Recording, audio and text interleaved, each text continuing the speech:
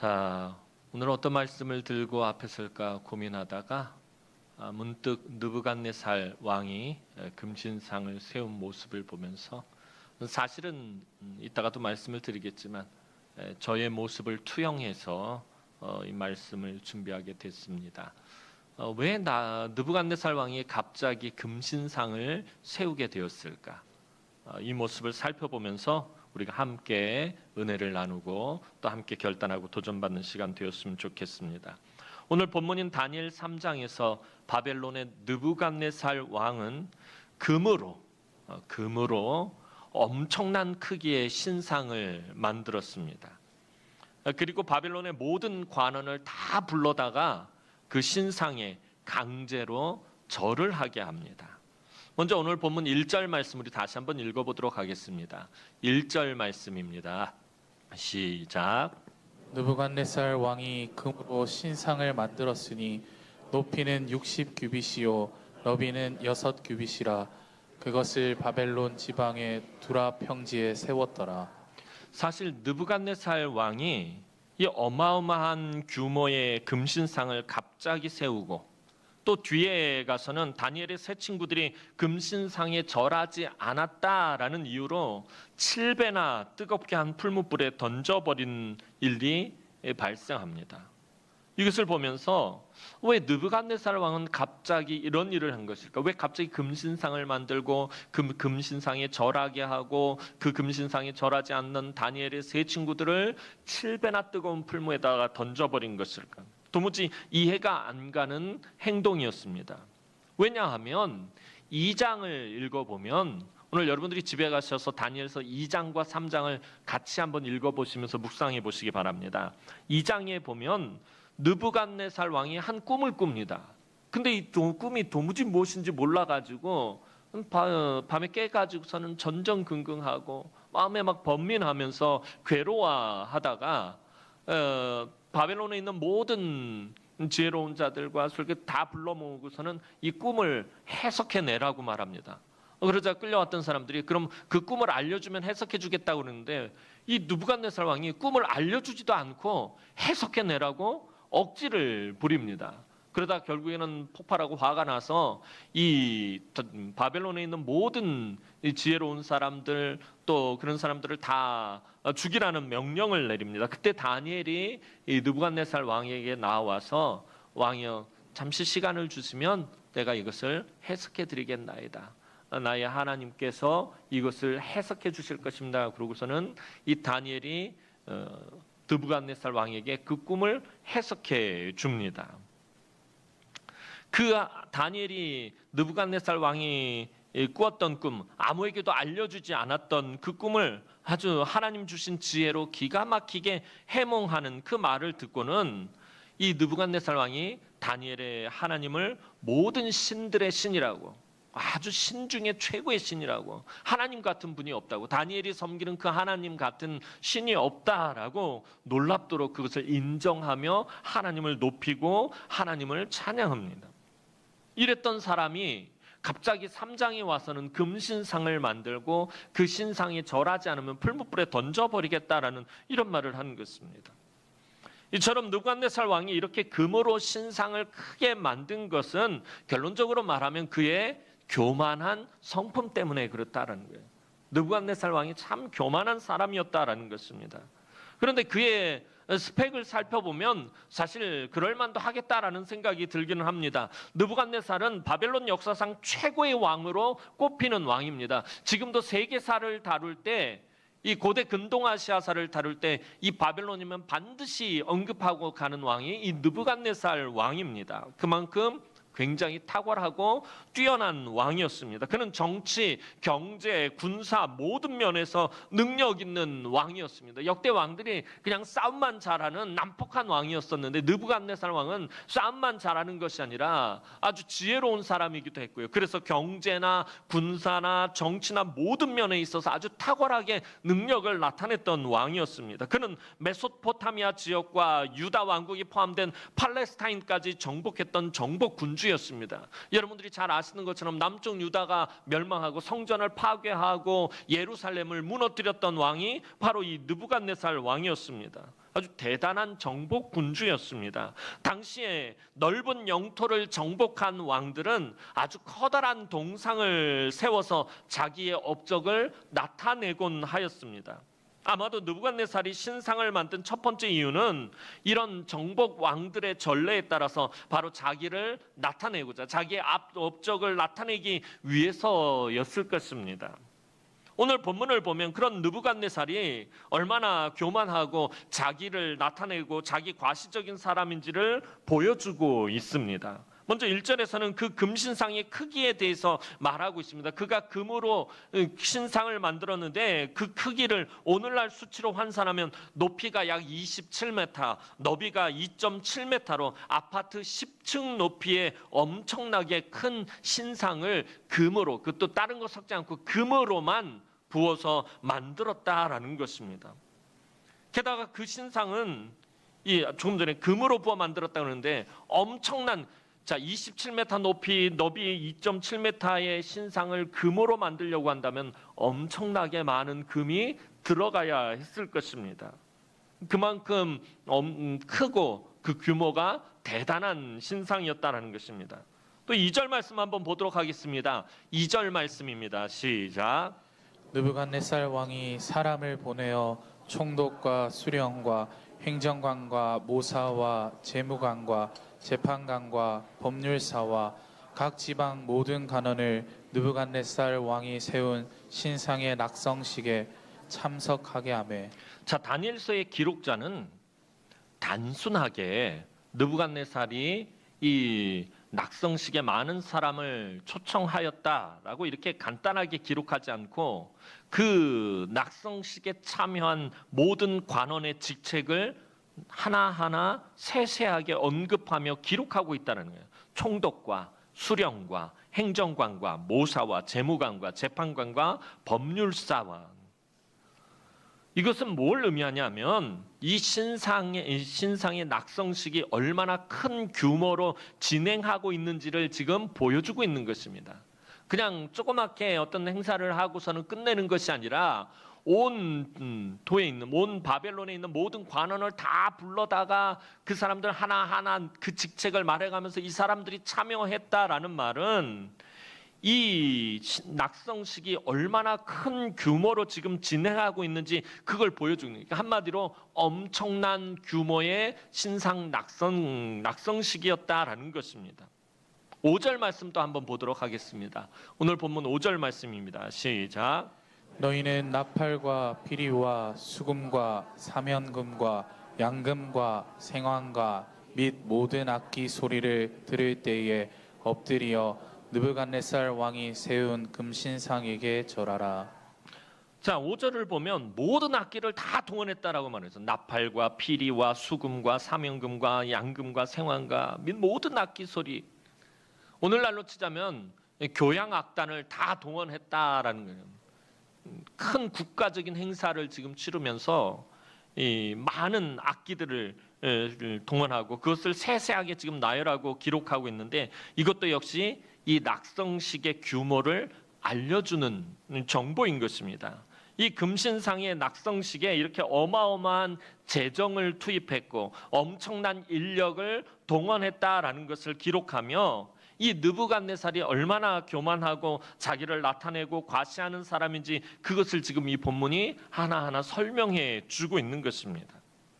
여러분, 우리 다니엘서를 묵상할 때 주로 우리가 누구에게 초점을 맞추어서 다니엘서 말씀을 읽어 나갑니까?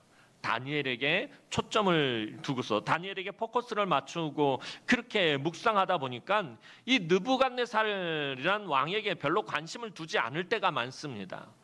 그냥 악한 왕이라고 생각하고 바벨론의 이 유다를 멸망시킨 그냥 바벨론의 왕이다라고 생각하고 지나갈 때가 많습니다. 느부갓네살은 우리와는 전혀 관련이 없는 사람으로 생각하기 쉽습니다. 하지만 이런 느부갓네살의 모습은 오늘 본문에서 계속해서 느부갓네살에 대해서 설명하고 있는데 이런 느부갓네살의 모습은 솔직히 오늘을 살아가고 있는 저와 여러분의 모습을 투영하고 있다라는 것입니다. 우리 마음속 깊은 곳에 교만이 얼마나 깊게 뿌리를 내리고 있느냐 하는 것을 보여주고 있다는 것입니다.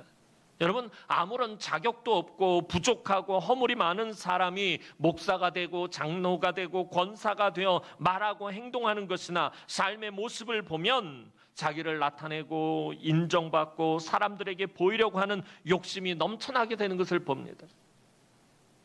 저도 제 모습을 보니까 그렇다는 거예요. 지난 몇 주 동안 계속해서 말씀을 묵상하면서 제 자신의 모습을 보니까 그래요. 우리 성도들이 성목사 이쁘다 하니까 진짜 이쁜 줄 알고서는 이 교만이 충만해져 있는 거예요. 제가 정말 잘하는 줄 알고 있더라는 거예요. 제가 잘해서 이 자리에 온 게 아닌데 너무 부족하고 자격도 없고 연약하고 허물 많은 사람이 하나님의 은혜로 이곳까지 오게 되었다는 사실을 홀라당 잊어버리고서는 교만해져 가지고 그러고 있는 저의 모습을 발견하면서 이 느부갓네살의 모습이 저하고 이렇게 교차가 되는 거예요. 그 금신상을 만드는 그 느부갓네살의 모습이 나의 모습이구나라는 생각이 든 거예요. 자신이 대단한 사람이라도 된 것처럼 말하고 믿음이 정말 좋은 사람처럼 보이려고 행동하고 굉장히 의로운 사람인 것처럼 다른 사람을 판단했을 때가 많았더라는 거예요. 이것은 여러분들도 이것에 자유롭지는 못할 것입니다. 우리가 은혜를 받고 나서는 처음에는 겸손하게 그 은혜를 감격하고 감동하고 감사하다가 나중에는 그 은혜에 내가 매여가지고서는 그것만을 고집하고 그것만을 주장하고 그것만이 대단한 것으로 착각하고서 그렇게 살아가더라는 것입니다. 여러분, 아담과 하와가 왜 범죄하게 된 것입니까? 단적으로 말하면 아담과 하와가 범죄한 것은요, 그들이 하나님처럼 되려고 했기 때문이에요. 하나님처럼 되어서 피조물이었던 아담과 하와가 창조주이신 하나님처럼 되어서 자기를 드러내려고 했기 때문입니다. 사탄이 하와를 유혹한 것은 바로 그 점을 이용한 것입니다. 창세기 3장 5절 말씀 보도록 하겠습니다. 창세기 3장 5절 말씀입니다. 시작. 너희가 그것을 먹는 날에는 너희 눈이 밝아져 하나님과 같이 되어 선악을 알 줄 하나님이 아심이라. 하나님이 사람을 만드셨을 때는요, 하나님은 사람과 함께 하기를 원하시면서 만드셨다는 거예요. 하나님과 동행하는 존재, 하나님과 함께 하는 존재, 하나님과 그 모든 것을 나누는 소유하는 존재로 하나님이 만드셨어요. 그래서 창세기를 보면 하나님이 가장 기뻐하셨던 사람, 창세기 앞부분에서요, 에녹이 등장합니다. 에녹은 하나님의 마음에 쏙 들었던 사람. 왜요? 그가 300년 동안 하나님과 어떻게 했죠? 동행했기 때문에요. 하나님의 창조 목적에 가장 근접했던 사람이 에녹입니다. 하나님과 동행했다는 거예요. 하나님과 함께하는 삶을 살았다라는 것입니다. 하나님이 만드신 그 아름답고 풍요로운 동산에서 사람과 영원토록 하나님 함께 하시기를 원하셨습니다. 그런데 사람은 하나님과 함께 하기보다는 어떻게 되기를 원했냐면 하나님처럼 되기를 원했다는 거예요. 하나님과 함께 하기를 원한 것이 아니라 하나님과 같이 되기를 원했다라는 것입니다. 자기가 하나님처럼 되었음을 과시하고 하나님처럼 할 수 있다라는 것을 말하고 싶었던 것입니다. 교만한 마음과 자기를 과시하고 싶은 마음이 여러분, 사실 우리가 신앙생활하면서 이 교만한 마음이, 목사님 저도 그러고요, 교만한 마음이 이게 사라지지 않는 것, 이 잘 고쳐지지 않는 이유가 뭐냐면 그 뿌리가 가장 오래된 악한 마음이기 때문에 그러네요. 아담과 하와 때부터 시작된 그 뿌리가 가장 깊고 가장 오래된 악한 마음이 교만이기 때문에 이 교만한 마음이 잘 고쳐지지 않고 잘 사라지지 않는 거예요. 그래서 하나님은 교만을 가장 싫어하시는 거예요. 그 뿌리가 가장 깊은 악한 마음이기 때문에 우리가 가지는 여러 가지 악한 마음들 중에 그 뿌리가 가장 깊은 것이 바로 교만이다라는 것입니다. 성경은 분명하게 교만이 멸망의 시작임을 강조하고 있습니다. 잠언 16장 18절 말씀 보겠습니다. 여러분들이 너무나 잘 아는 말씀입니다. 시작. 교만은 패망의 선봉이요 거만한 마음은 넘어짐의 앞잡이니라. 교만은 패망의 선봉이요 거만한 마음은 넘어짐의 앞잡이다라고 성경은 분명히 말하고 있다는 거예요. 그래서 우리는 무시로 우리 안에 언제나 꿈틀거리고 있는 이 교만한 마음을 성령께서 결박해 달라고 늘 기도해야 한다라는 것입니다. 하나님, 내 안에서 늘 꿈틀거리고 있는 이 교만한 마음, 높아지려고 하는 마음, 나를 드러내려고 하는 마음, 나를 나타내려고 하는 마음, 내 이름을 표하려고 하는 이 마음을 성령께서 결박해 주십시오라고 여러분, 저와 여러분들 늘 기도해야 된다라는 것입니다. 우리가 이 기도를 멈추면 우리가 받은 은혜가 교만으로, 우리가 받은 축복이 자기 과시로 변질되어 버립니다. 여러분, 예수를 처음 믿었을 때 기억해 보시기 바랍니다. 내가 처음 예수를 만나고 그 예수를 구주로 영접했을 때, 내가 예수를 처음 믿었을 때는 나 같은 죄인이, 이 벌레만도 못한 이 죄인이 용서받은 것이 너무나도 기쁘고 감사해서 겸손하게 살았습니다. 자격 없는 자가 구원을 받았으니 얼마나 감사합니까? 그냥 겸손할 수밖에 없었어요. 그러다 시간이 흐르면서 이 은혜, 이 축복을 당연한 것으로 여기고 교만해지게 되는 것을 봅니다. 분명히 겸손으로 시작했는데 교만으로 끝나게 되더라는 것입니다. 대표적인 인물이 이스라엘 첫 번째 왕이었던 사울 왕을 꼽아볼 수 있어요. 사울 왕 그 출발이 얼마나 겸손한 사람이었는지 모릅니다. 하지만 겸손했던 처음 모습과는 달리 그 마지막은 완전히 다른 모습이 되고 말았어요. 하나님의 말씀에 불순종하고 자기 마음대로 행하고 자기를 위해서 기념비를 세우고 제사장들을 몰살하고 점점 자기 중심적으로 교만하게 살기 시작하더니 결국에는 패망하게 되었습니다. 자기의 부족함과 연약함을 알고는 겸손하기 시작했는데, 사울왕이 처음에는 자기가 속한 지파가 너무나도 약한 지파고 자기가 속한 집안이 너무나도 연약한 집안임을 말하면서 자기가 얼마나 부족하고 연약한 사람인지 알고는 하나님 앞에서 겸손하기 시작했어요. 신앙생활한 지 어느 정도 시간이 흐르자 자꾸 자기를 드러내려고 합니다. 저와 여러분들이 그러잖아요. 처음 예수 믿었을 때의 나의 모습과 지금 나의 모습이 동일하냐라는 거예요. 사울처럼 자기를 위해서 기념비를 만들고 느부갓네살처럼 금신상을 세우는 모습이 바로 오늘 저와 여러분의 모습이라는 것입니다. 여러분, 신앙생활을 하면서 예수를 믿으면서 처음부터 교만한 사람 별로 없어요. 처음부터 교만한 사람 거의 없어요. 그런데 끝까지 겸손한 사람도 별로 없다라는 것입니다. 그렇기 때문에 저와 여러분은 항상 기도의 자리에서 겸손하게 무릎을 꿇어야 하는 것입니다. 여러분, 가만히 내버려 두면 정말 잘 자라는 식물이 있습니다. 아유, 이건 양분을 거름도 주지도 않고 신경도 요만큼도 안 써도 관심을 전혀 주지 않아도 정말 잘 자라는 식물이 있어요. 그게 뭘까요?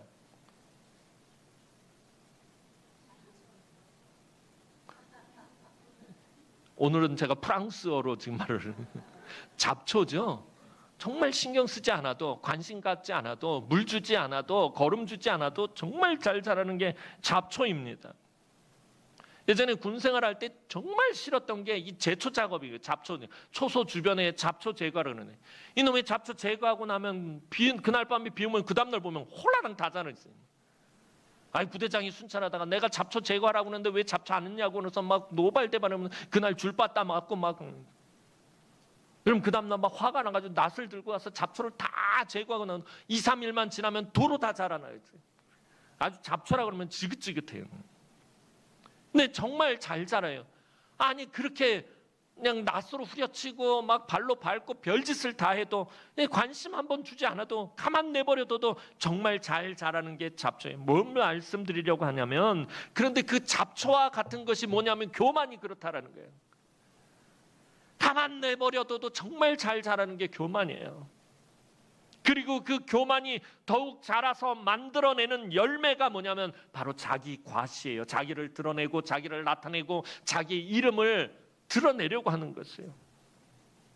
예전에 서울에서 사역할 때 정말 힘들었던 기억 중에 하나가, 제가 실수로 그만 주보의 헌금자 명단에서 어느 권사님의 이름을 빠뜨렸던 적이 있었어요. 그 권사님 잘 뛰지도 못하시던 분이 우사인 볼트처럼 달려오시더라고요. 행정실로 울산 진짜 얼마나 빨리 아니 지팡이 짚고 걷지도 못하시는 분이 얼마나 빠르게 달려오시는지 몰라요. 그리고 막 불처럼 화를 내시는 거예요. 주보에 헌금자 명단에 자기 이름이 빠졌다라는 거예요. 왜 내 이름이 빠졌느냐라는 거예요. 내 이름이 여기 기록되어 있어야 되는데 왜 내 이름이 빠졌냐는 거예요.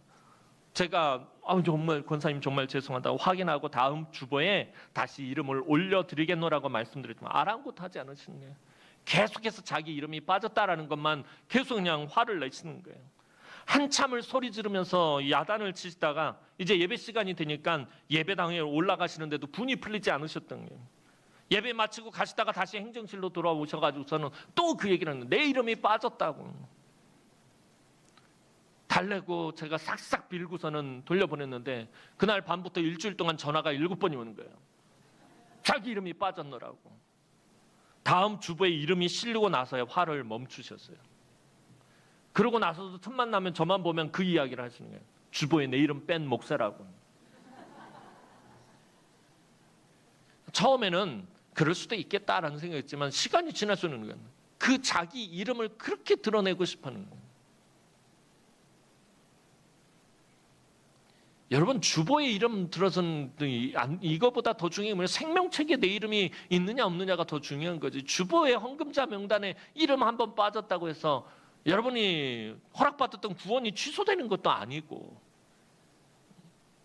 죽을 죄를 지은 것도 아니고 내 이름이 그냥 권사님 계속 입에서 나오는 말은 그것밖에 없어요. 내 이름이 그냥. 여러분, 느부갓네살 왕이 금신상을 만들었던 교만에는 두 번째 열매가 있어요. 그게 뭐냐면 자기 힘으로 해결하려고 했던 마음이 있다라는 거예요. 무슨 말이냐면 이것은 다니엘서 2장 아까 말씀드렸던 그 꿈과 느부갓네살 왕이 꾸었던 그 꿈과 관련이 있는 부분이에요. 느부갓네살 왕은 2장에서 미래에 일어날 일을 나타내는 아주 커다란 신상에 대한 꿈을 꿉니다. 꿈속에 아주 어마어마하게 큰 신상을 봅니다. 그 신상을 보고 나서 전전긍긍하는 거예요. 이게 도대체 뭘 의미할까? 다니엘서 2장 32절에서 33절 말씀 보도록 하겠습니다. 이 느부갓네살 왕의 꿈의 모습입니다. 한번 봅니다. 시작. 그 우상의 머리는 순금이요 가슴과 두 팔은 은이요 배와 넓적다리는 노시요 그 종아리는 새요 그 발은 얼마는 진흙이었나이다. 자, 느부갓네살 왕이 꿈에 등장한 신상이 이런 거예요. 머리는 순금으로 되어 있고 가슴과 두 팔은 은으로 되어 있고 배와 넓적다리는 노수로 되어 있고 종아리는 쇠로 되어 있고 발은 얼마는 새와 진흙이 섞여 있는 이 신상의 모습을 본 거예요. 아니 도대체 이게 뭘까? 이게 뭘 의미하는 것일까? 궁금해 죽겠는 거예요. 미칠 지경이 되어 있는 거예요. 느부갓네살이 꿈에 보았던 이 신상에 대해서 이제 다니엘이 쫙 설명을 해줍니다. 이 그 순금으로 된 머리는 느부갓네살 왕을 상징합니다. 그리고 그 뒤로 느부갓네살 왕보다 못한 나라들이 나타나게 될 것이고 또 그 나라들이 여러 나라로 갈라지게 될 것이다라고 미래에 일어날 일 하나님께서 그것을 왕에게 알려주셨습니다라고 해석을 합니다. 이 다니엘의 명쾌한 해석에 느부갓네살은 너무 좋았던 거예요. 아니 그 꿈 내용도 알려주지 않았는데 다니엘이 그 꿈을 알고서는 그 꿈 내용도 알고 그것이 어떤 의미인지도 해석까지 아주 명쾌하게 해낸 거예요. 느부갓네살이 너무 기분이 좋아가지고 겸손하게 하나님을 찬양하며 높입니다. 다니엘의 하나님을 찬양할지로다 다니엘의 하나님을 높일지어다 그는 신들 중에 신이라나 정말 대단한 신이다는 거예요. 얼마나 하나님을 높였는지 모릅니다. 그런데 어느 정도 시간이 흐르자 느부갓네살의 마음이 흔들리기 시작합니다. 자기의 궁금한 것, 자기가 정말 고민했던 것들을 명쾌하게 해석해 준 것은 정말 좋았는데 그 마음에 걸리는 게 있는 거예요. 바벨론이라는 자기가 다스리고 있는 이 바벨론이라는 위대한 왕국이 망하고 다른 나라가 이어가게 될 것이라는 사실을 도저히 받아들일 수가 없는 거예요. 자기가 다스리는 이 위대한 왕국 바벨론이 영원할 거라고 생각했고 또 그래야 된다라고 생각을 했는데 이제 그것이 왕보다 못한 나라가 이어가게 될 것이다라고 다니엘이 그 꿈을 해석한 거예요. 바벨론이 망한다라는 건 도저히 생각할 수가 없고 받아들일 수가 없는 거예요. 그런데 그 안타까운 마음, 이 나라, 이 왕국이 이 다른 나라에 의해서 망하고 다른 나라가 이어갈 것이다라는 것에 대한 그 안타까운 마음이 자기가 그토록 높이며 모든 신들 중에 최고라고 찬양했던 다니엘의 하나님을 향해야 했는데 하지만 그러지 못했다라는 것입니다. 강하고 위대한 바벨론을 망하지 않게 하고 싶어졌다라는 거예요. 이게 다 느부갓네살 왕의 마음 안에 생긴 마음이 이 바벨론이 망하지 않게 하려면 어떻게 하면 될까? 무슨 말이냐 하면 느부갓네살이 자기의 힘으로 이 문제를 해결하려 들었다라는 것입니다. 하나님을 인정하고 높였던 느부갓네살 왕이 금신상을 만들었던 두 번째 이유는 자기 힘으로 문제를 해결하고 싶어졌다라는 것입니다. 은혜를 받고도 교만이 자라도록 그냥 가만히 내버려둔 사람은 자기에게 닥친 문제를 자기 힘으로 자기 생각으로 풀어내려고 한다라는 것입니다. 다니엘의 해몽 중에 느부갓네살이 계속 지금 마음에 쓰이는 것이 뭡니까? 바벨론이 망하고 다른 나라가 들어선다라는 것입니다. 느부갓네살 왕은 이제 자기가 다스리는 이 영화로운 바벨론 왕국이 금으로 시작해서 진흙으로 끝나버릴 것이라는 이 하나님의 미래에 대한 계획에 대해서 자기가 해결하기 위해 나선 것입니다. 자기가 다스리는 이 위대한 바벨론은 머리만 순금이 아니라 몸통과 팔다리까지 모두 금으로 덮어버린 금신상을 만들어낼 수 있다라는 것입니다. 그러니까 하나님이 주신 미래에 대한 꿈은 머리만 금신상이었어요.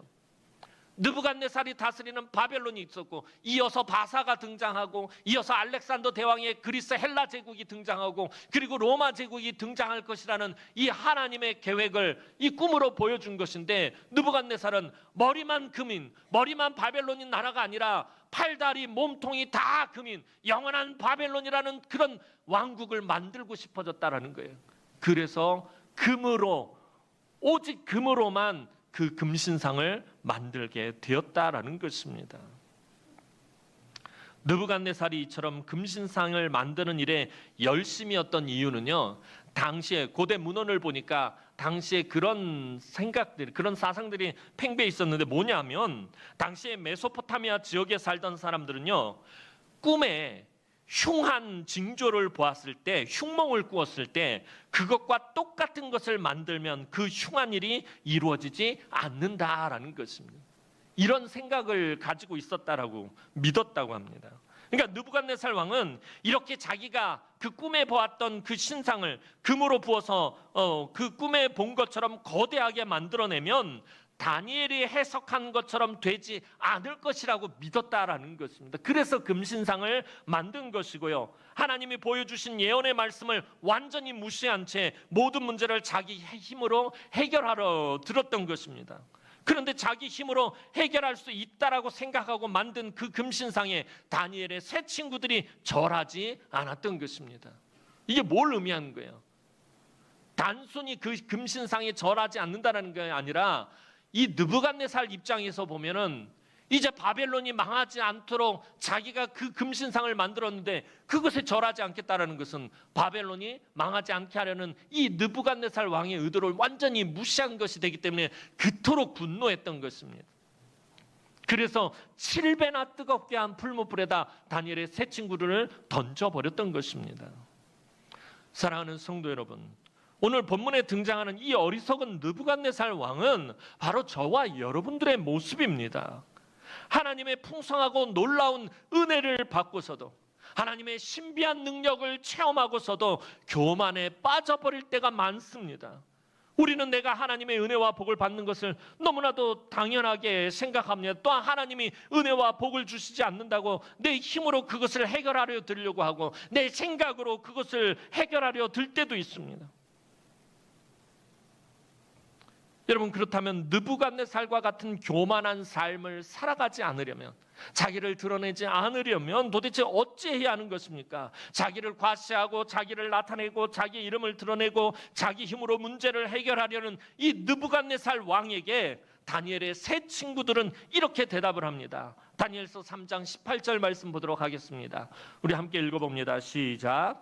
그렇게 하지 아니하실지라도 왕이여 우리가 왕의 신들을 섬기지도 아니하고 왕이 세우신 금신상에게 절하지도 아니할 줄을 아옵소서. 다니엘의 세 친구들이 느부갓네살 왕에게 했던 대답의 핵심이 무엇입니까? 하나님은 하나님이 주권적으로 예정하신 대로 뜻하신 대로 모든 일들을 이루어 가신다라는 것입니다. 그래서 하나님이 뜻을 이루어가는 그 과정 속에서 내가 원하고 바라는 대로 이루어지지 않을 수도 있다라는 것을 인정해야 된다라는 것입니다.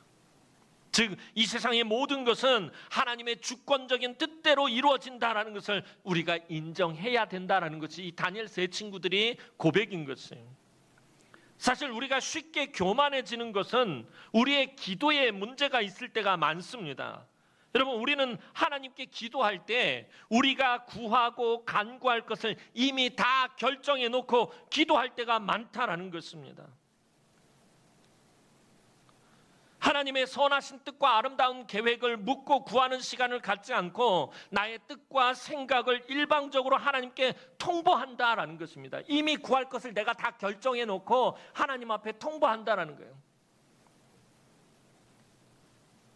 하나님, 이 돋보기를 주십시오 라고 기도를 시작하면 그 기도의 결론은 뭐예요? 돋보기로 끝난다라는 거예요. 다른 건 있을 수 없어요. 이미 결정해 놨기 때문에 내 마음속에. 어느 날 제가 집에 들어갔는데 우리 집사람이 저녁 때 그러는 거예요. 여보, 미역국이 건강에 그렇게 좋대 그러는 거예요. 그러는 거예요. 그래서 미역국을 먹어야 된대. 그러더니 나는 미역국 싫은데. 그러네. 미역국에는 여러 가지 영양소가 많고 피도 맑게 해주고 막 그러는 거예요. 왜 자꾸 나에게 미역국을 얘기할까요? 이미 저녁에 미역국을 먹이려고 결정을 해놓은 거예요. 그죠? 저는 주는 대로 먹어야 돼요, 사실. 거기서 처음부터 어긋난 거죠. 이미 결정을 해놓고 저한테 그걸 이야기하고 있는 거예요. 맛있게 잘 먹었어요. 먹기 싫었다는 게 아니라. 근데 우리가 하나님 앞에 기도하는 게 그렇다는 거예요. 이미 다 결정해놓고. 우리 마음속에 이미 다 결정해놓고 하나님께 통보하고선 우린 그게 기도라고 생각해요. 그래 하나님이 들어주시지 않으면 그때부터 이제 또 사생결단합니다. 막 금식하고 막 일사각오에 믿으면 죽으면 죽으리라 그러면서 하나님 앞에 매달립니다. 근데 그 마음속 깊은 곳은 우리가 이미 다 결정해놓고 하나님 앞에 통보하는 것. 그러고서 우리는 그게 믿음의 기도라고 착각할 때가 많다라는 것입니다. 이것은 다니엘의 세 친구들이 말했던 그리 아니하실지라도라는 고백이 빠진 기도예요. 저와 여러분들의 기도에 가장 중요한 그리 아니하실지라도 하나님이 선하신 뜻과 계획하심이 이루어지고 진행되어지고 하나님이 예정하신 대로 반드시 이루어집니다. 그 가운데서 내가 원하고 바라는 것들이 이루어지지 않고 그리 아니하실지라도 하나님의 선하신 뜻이 이루어질 것입니다라는 이런 믿음이 사라진 그런 기도가 대부분이다라는 것입니다. 그러면 하나님은 그저 내가 바라고 원하는 뜻에 따라 응답만 하시는, 내가 결정하고 이미 내가 이 모든 것을 마음에 결단한 그것들을 그냥 하나님 내가 원하고 바라는 뜻에 따라 응답만 하시는 그 하나님은 그냥 자판기나 현금 인출기나 다를 바가 없다라는 것입니다. 그냥 내가 필요한 때 가서 빼오기만 하는, 하나님과 아무런 인격적인 관계도 없이 그저 가서 버튼만 누르면 내가 원하는 거 툭툭 튀어나오는 것. 우리의 기도는 그런 것들이 너무 많다라는 것입니다. 여러분, 기도의 가장 중요한 원리가 무엇입니까? 하나님의 뜻을 묻고 구하며 하나님을 따라가는 것입니다. 가장 대표적인 사람이 다윗이잖아요. 다윗이 항상 하나님께 묻고 적이 쳐들어왔어도 그 위급한 상황 속에서도 하나님께 묻고 구하고, 하나님 내가 가서 싸우리까? 하나님 내가 올라가리까? 하나님 내가 저들을 치리까? 하나님 내가 도망을 해야 하겠습니까? 하나님이 올라가라 그러면 올라가고요. 하나님이 도망가라 그러면 도망가는 게 다윗이었단 말이에요. 기도의 가장 중요한 원리는 하나님의 뜻을 묻고 구하며 하나님을 따라가는 것입니다. 이것을 무시하면 너무나도 쉽게 교만의 자리에 빠지게 됩니다. 예전에 제가 서울에서 청년 사역을 할 때 제 별명 아마 언젠가 한번 말씀드렸던 것 같아요. 제 별명 중에 여러 가지 별명이 있었는데 그 별명 중에 하나가 뭐냐면 제가 비를 몰고 다니는 사나이였어요. 비를 몰고 다니는 사나이. 이러면 되게 멋있어요, 별명은. 왜 그러냐면 여름 수련회 때 비가 안 온 적이 거의 없었어요. 여름 수련회만 한다고 그러면 왜 이렇게 비가 쏟아지는지 모릅니다. 하루라도 반드시 비가 왔어요. 청년들이 저를 그러니까 목사님 왜 그러면 가뭄이 심할 때 우리 수련회를 가야 될 것 같아요. 우리 수련회만 가면 비 오니까 가뭄이 들 때 우리 수련회 가자고 할 정도였어요. 한 번은 청년들과 정말 연초부터 그 해 너무 분위기가 좋아가지고 으쌰으쌰하면서 정말 정성을 기울여서 여름 수련회를 정말 야무지게 준비했어요. 제가 그때 준비하면서 청년들하고 마음이 너무 잘 맞아서 막 뜨겁게 준비하면서 하나님께 하나님 비는 절대 안 됩니다라고 통보를 했어요. 이미 제가 결정을 하고 그 기간에 절대 비는 사양하겠습니다. 하나님 받지도 않겠습니다. 비 오는 거 용납하지 않겠습니다. 하나님께 통보했어요. 그리고 청년들을 하고 얼마나 뜨겁게 정말 열심히 준비기도 했는지 몰라요. 정말 많이 했어요. 막 청년들 금식해 가면서 막 기도했어요. 그의 비가 왔을까요? 안 왔을까요? 왔어요? 믿음이 없다. 비가 왔어요. 청년들하고 얼마나 뜨겁게 기도를 했는데 더더구나 황당했던 게 뭐냐면은 아침에 출발하기 전까지 해가 쨍쨍했는데 버스 타고 출발하면서부터 비가 내리기 시작하더니 수련회 끝나고 교회 딱 도착하니까 비가 그쳤어요.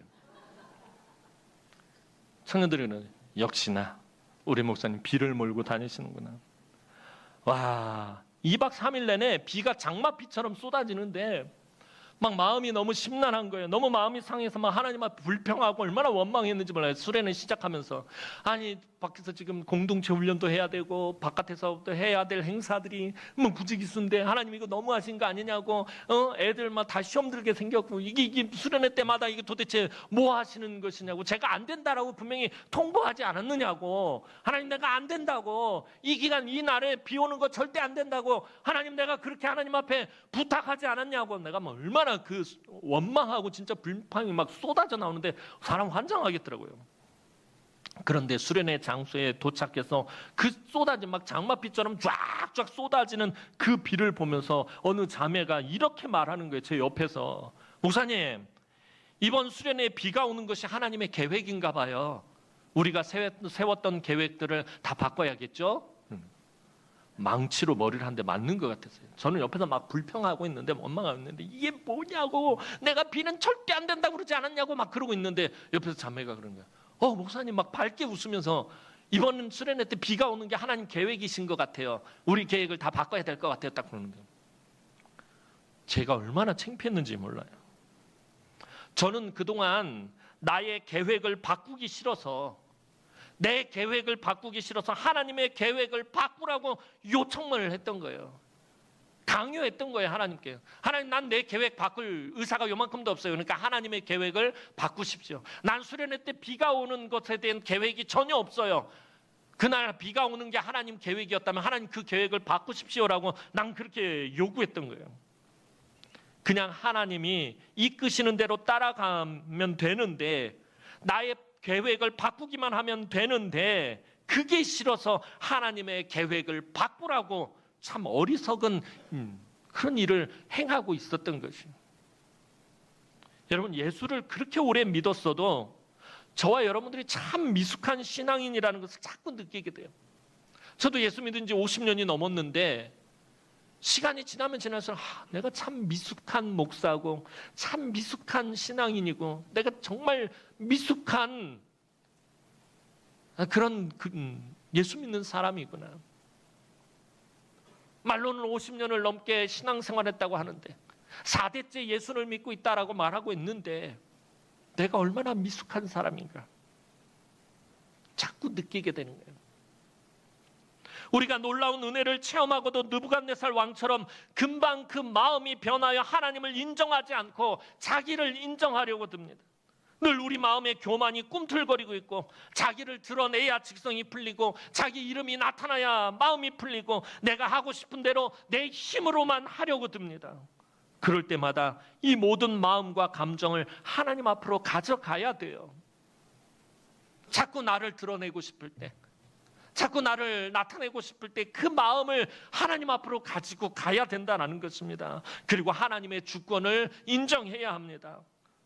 내가 바라는 대로 그리 아니하실지라도, 내가 원하는 대로 하나님 들어주시지 아니하실지라도, 내가 간절히 소원하는 대로 하나님 응답하지 아니하실지라도라고 고백하며 겸손하게 하나님을 붙잡아야 합니다. 나의 뜻이 아닌 하나님의 뜻이 내 삶에 이루어지기를 날마다 기도해야 한다는 것입니다. 그래야 자기를 드러내려고 하고 자기를 과시하고 자기 힘대로 하려는 교만이 우리 마음속에서 뱀처럼 따리를 들지 않게 된다는 것입니다. 아까 서두에도 말씀드렸던 것처럼 아무런 자격 없고 아무런 능력 없고 정말 별 볼 일 없는 인생인데 하나님께서 은혜를 베푸셔서 지금 여기까지 왔다라는 사실을 잊어버려서는 안 된다는 것입니다. 오늘 우리 남흥의 모든 권속들이 금신상을 만든 느부갓네살 왕처럼 살아가는 것이 아니라, 잠깐 은혜 받았다가 금방 그 마음이 홀칵 변하는 것이 아니라, 하나님의 그 신비한 은혜를 체험하고 그 능력을 체험하고 나서 그냥 홀가닥 마음이 변해가지고 자기 중심적으로 자기 마음대로 살아가는 것이 아니라, 다니엘의 세 친구처럼 겸손히 날마다 하나님의 주권을 인정하며, 그리 아니하실지라도 하나님의 선하신 뜻이 이루어지면, 내 마음과 내 생각과 내 뜻과 내 계획과 다를지라도 하나님이 이미 세우신 그 계획하심대로, 하나님의 그 선하신 뜻대로, 하나님의 그 아름다운 예정하심대로 그 이루어질 것이라는 하나님의 주권을 인정하며 그 다스리심 속에서 더 큰 은혜, 더 큰 능력, 더 큰 축복을 발견하고 그것들을 누리며 살아가는 우리 남흥의 모든 권속들이 되기를 주님의 이름으로 축원합니다. 기도드리겠습니다.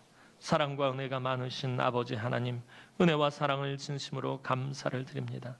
참 부족하고 연약하고 아무런 자격도 없고 허물 많고 벌레만도 못한 우리를 위해서 독생성자 예수 그리스도를 아낌없이 내어주신 하나님의 그 은혜와 사랑을 생각할 때마다 만만 감사를 하나님께 돌리지 않을 수 없습니다. 하나님, 내가 처음 예수 믿었을 때 그 감격, 감동, 그 감사한 마음, 그 겸손한 마음 잃지 않고 살아가게 하여 주옵소서. 내가 지금 누리는 이 모든 은혜와 복이 내가 잘한 것이 아니라 오직 하나님의 은혜였음을 잊지 않게 하여 주옵소서. 여전히 내가 부족하고 여전히 내가 연약하고 여전히 내가 정말 하나님 앞에서 허물 많은 죄인인 줄 알고 늘 하나님 앞에서 낮아지고 겸손히 행할 때에 하나님의 놀라우신 은혜와 능력들을 더욱더 체험하고 누리며 사는 복된 인생들이 되게 하여 주옵소서. 감사를 드렸고 예수님의 이름으로 기도하옵나이다. 아멘.